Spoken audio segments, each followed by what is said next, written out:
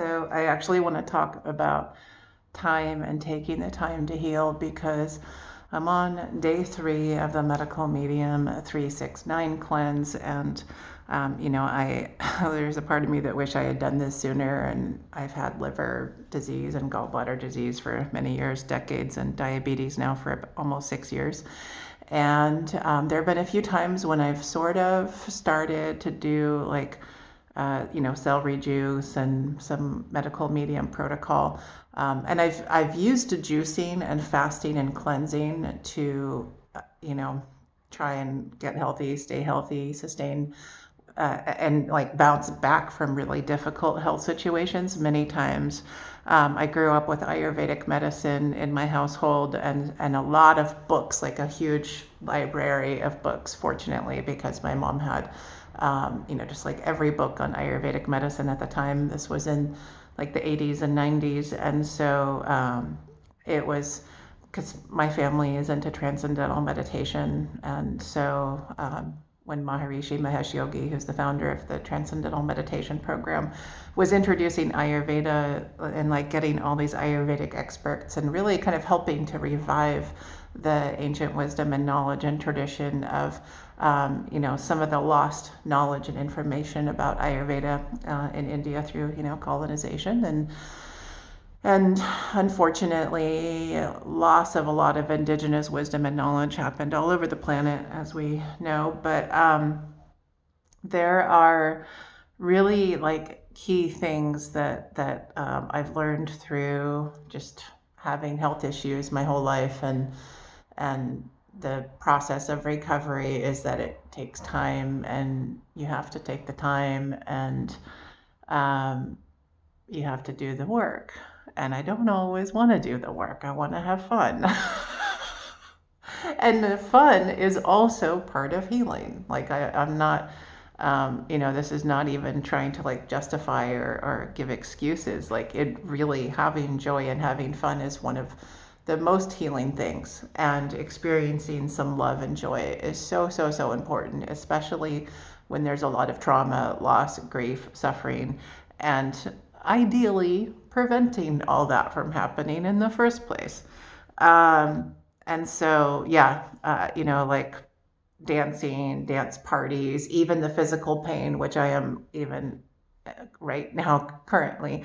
I'm trying to sit in a way that doesn't hurt too bad, but it just hurts all the time. And I was doing a lot of work sitting the last few years, and I would tell people, like at my dance parties, because I had a house in a community where a lot of African students would come dance, and that was really how I got super into Afrobeats music. And so, I would tell them, like, I have to do this. Like, we have to dance every weekend because I have to move my body, and dancing, also yoga and like different kinds of exercises. Like, it just allows you to move in a way that is a little bit more free and can really, if you're listening to your body, you can work through many things and loosen it up. And if you're exercising and moving your body consistently, prevent a lot of the built up pain and tension. But what's going on with me isn't just from sitting. There's severe inflammation from unmanaged diabetes. And so again, taking time. I'm so fascinated by time. Always, I always think about it. When I was a teenager, I had a lot of premonition dreams every night. I would have very specific, vivid dreams, and the next day the exact dream would happen, although it would be flipped. It was like a horizontal flipping of an image, but exactly what people were saying, sitting, wearing, but just flipped. And I later learned through a course in the Theosophical Society that flipping, like the sort of reversal of imagery, can often happen in the astral plane, which is where we often are in our dreams. Although there's many different planes and dimensions of reality that we can explore in and experience, and that we are a part of. Although we just get so bogged down by this dimension, the realities, the relative nature of life on Earth, and we're very Earth-centric. We think that this is all that it is, and then we get very like country centric, and we think, oh, we're the greatest country and everybody else is shit. Or, it's like sports. It's like a sports match, you root for your team, and it's like a competition, and it's just this weird division and, man-made boundaries, and so many boundaries that we've placed, like shielded and placed over our awareness, that limit us from the boundless and unbounded and vast and infinite possibilities that there are in life. And so time, it's so important. I taught meditation in Hollywood for many years, and I've worked with a lot of, like, very successful people and a lot of celebrities. And did I say celebrities? I meant celebrities, but whatever, just people, we're all fucking people. And um, I, I've talked a lot how, like, so much of the decline with my health, really rapid, drastic decline, happened in 2018, coinciding with many, many beautiful things, after Avicii, Tim Bergling, passed away by suicide, or died by suicide in 2018. And I had been with him at his house just about a month before he passed, pretty much exactly a month before he passed. I spent a week working with him, and I was so looking forward to working with him more, because there was just such a profound connection and relation, like ability to relate and connect. And there were so many similarities, and he was such a bright seeker and such a bright soul, and like wanted so much.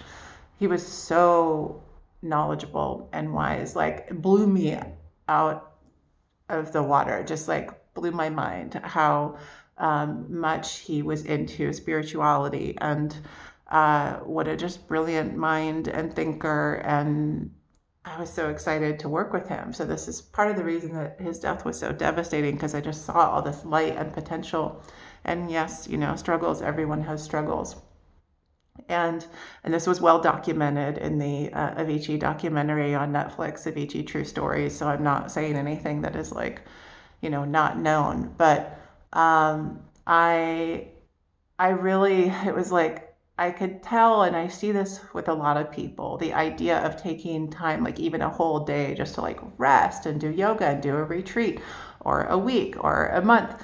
It's like when people have that level of success and fame, or striving, or even myself, like, you can be a millionaire or you can be poor. And the idea of taking time just to rest and take care of yourself is so, like, daunting and seems impossible, because there's this hustle and idea that you have to work and always have to be busy and doing something, whether it's physical training, or producing or writing, or whatever it is, like whatever your hustle is, to try and pay the bills. And it's like, you can have a multi-million-dollar mansion and still, be constantly on the go, thinking it's like this scarcity mindset. It's like there's just not enough time to take care of us. But we have to take the time, and it's all about timing, and we are loved and supported. And when we take the time, it allows for so much potential for healing to take place.